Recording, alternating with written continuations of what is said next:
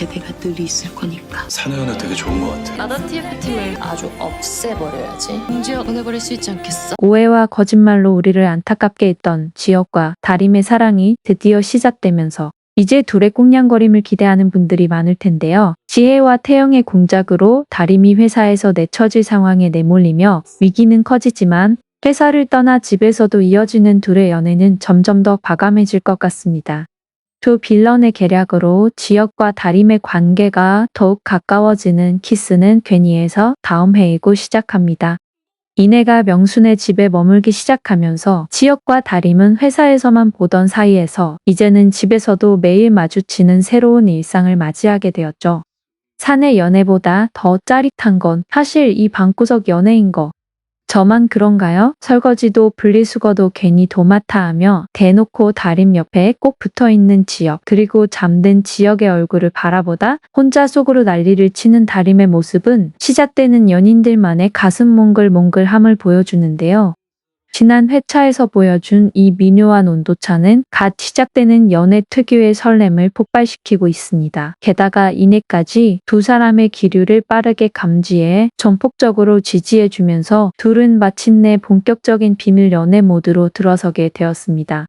손끝만 스쳐도 심장이 내려앉을 것 같고 눈이 마주치기만 해도 입술까지 이어질 것 같은 순간들. 회사 내에서는 비밀이라는 단어가 오히려 둘을 더 가까이 묻고 아슬아슬하게 만드는데요. 물론 회사에서는 철저히 숨기기로 합의했지만 사내 눈치 빠른 사람들은 이미 하나둘씩 감지하고 있었죠. 그중 가장 먼저 포착한 사람은 지역의 오른팔이자 생활 밀착형 레이더인 비서경민. 평소와는 전혀 다른 지역의 들뜬 표정, 작은 말에도 실없이 번지는 싱긋 미소, 유독 달인과 동행이 잦아진 외근 스케줄. 경민은 우리 팀장님이 드디어 가슴 설레는 사랑을 만났다는 걸 확신합니다. 게다가 본인은 미혼모 고혼을 짝사랑 중이라 연애 조언을 톡톡 던지는 지역의 과한 자신감에 더 진하게 감지를 해버리죠. 그리고 결국엔 달인과 지역에게 조심스럽게 부탁까지 하게 됩니다. 보은 씨랑 잘 될 수 있게 두 분 다 저 좀 도와주세요.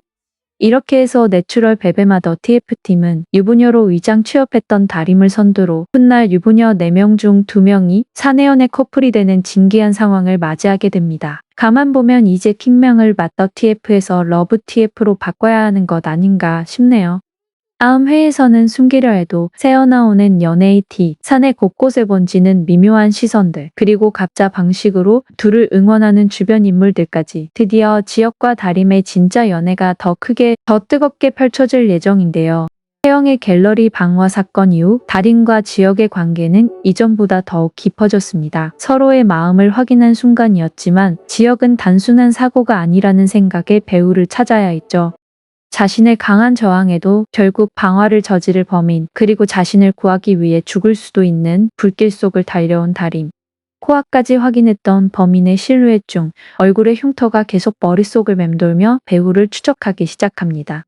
하지만 사고의 여파는 생각보다 훨씬 컸습니다. 전시회 화재 소식이 퍼지자 전시를 기획했던 마더 TF팀 전체가 위기에 놓이게 되고 지혜는 기다렸다는 듯 준비해둔 시나리오대로 팀원 전원을 고객 응대팀으로 임시 발령 보냅니다. 겉으로는 사고 수습 차원의 도움이라고 했지만 실제로는 악성 고객을 집중 배정해 팀을 해산시키고 내추럴 베베의 이미지를 무너뜨리려는 의도였죠. 그 가운데 가장 악질적인 고객을 맡게 된 사람은 바로 다림.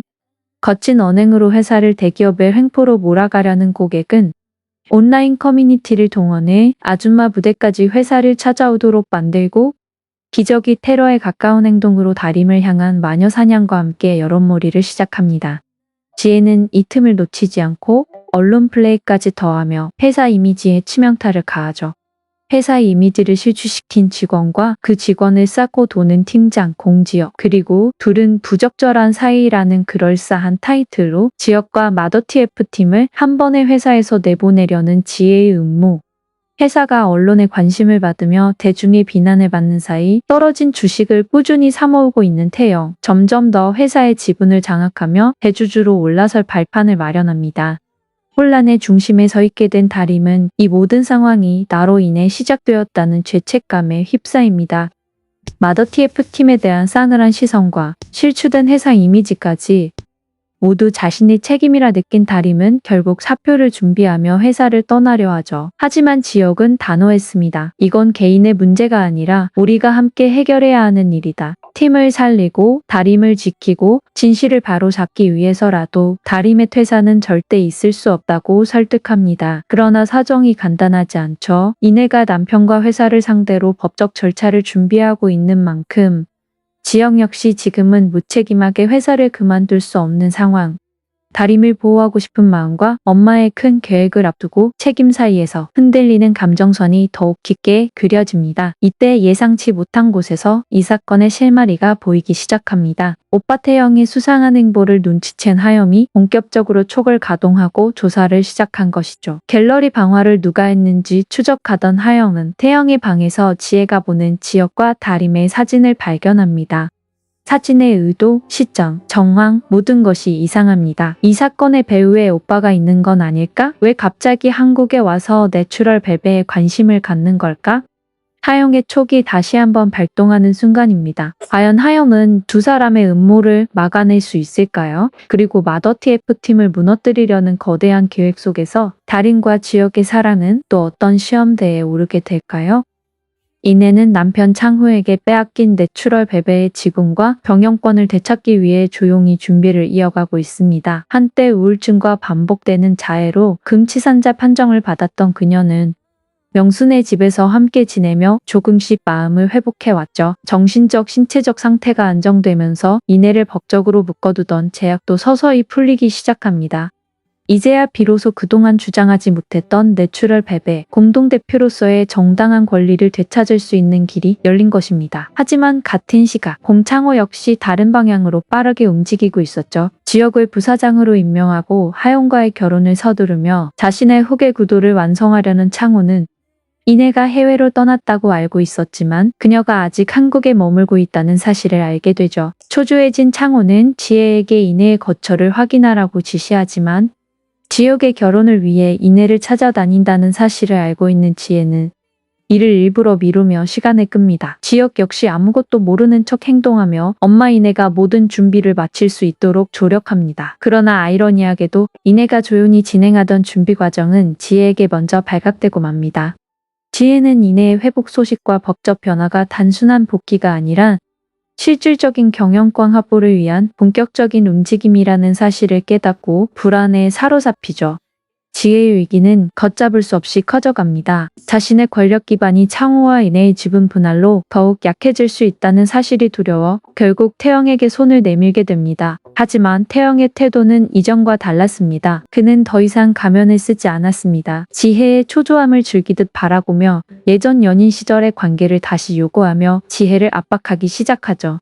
그의 말과 행동은 노골적이고 계산적입니다. 지금 상황에서 너를 도와줄 사람은 나뿐이야. 너도 나도 윈윈하자고. 예전에 우리 좋았잖아. 태영은 다정함을 가장한 협박으로 지혜를 몰아붙였고 지혜는 그가 자신을 이용하려 한다는 걸 너무나 잘 알지만 이 집안의 정시 핏줄이 아니라는 자격지심 때문에 선택지가 없다고 느끼며 서서히 태영의 늪으로 끌려 들어갑니다.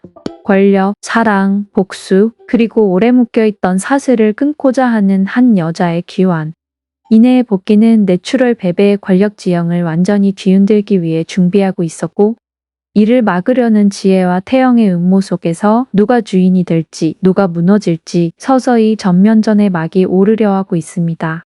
지혜의 공작으로 회사는 하루가 멀다오. 시끄럽고 TF팀 전체가 소용돌이 속에 휘말려 있는 상황. 업무는 혼란스럽고 시선은 따갑지만 그 속에서도 지혁과 다림은 서로를 향한 마음을 숨기지 못합니다. 퇴근길이 유일한 숨통이 되어버린 두 사람은 이내를 핑계 삼아 자연스럽게 함께 집으로 향하며 하루 동안 지친 마음을 서로 위로하고 쓰다듬어주며 버티어 나갑니다. 하지만 집에 도착하면 또 다른 난관이 기다리고 있죠. 명순과 이내는 물론 매의 눈으로 둘을 지켜보고 있는 선우까지 누구의 눈치도 보지 않고 편하게 있을 공간이 없는 상황에서 지혁은 점점 온전히 다림을 가질 수십분 시간을 갈망합니다. 그러던 어느 날, 유난히 힘들었던 날, 지혁은 조심스럽지만 단호하게 말하죠. 다림씨, 오늘은 집에 가지 마요. 오늘 하루만 우리 집으로 갑시다. 한때 여기 온 거 남편도 아냐고 차갑게 말하며 문을 닫았던 그 집. 그리고 다림의 유부녀 거짓말이 드러났던 날, 눈물범벅으로 거짓말을 고백했던 그 집, 그 모든 아프고 뒤틀렸던 기억을 지나 이제 두 사람에게 세상 그 누구도 방해하지 않는 온전히 둘만의 공간이 됩니다. 그리고 마침내 제주도에서 시작되었지만 마무리되지 못했던 그 감정, 애써 참아왔던 마음이 조용히 그러나 확실하게 이어집니다. 서로를 밀어내던 시절을 지나 이제는 사랑을 완성하는 순간을 맞이하게 된 두 사람, 시청자들이 가장 기다렸던 순간이죠.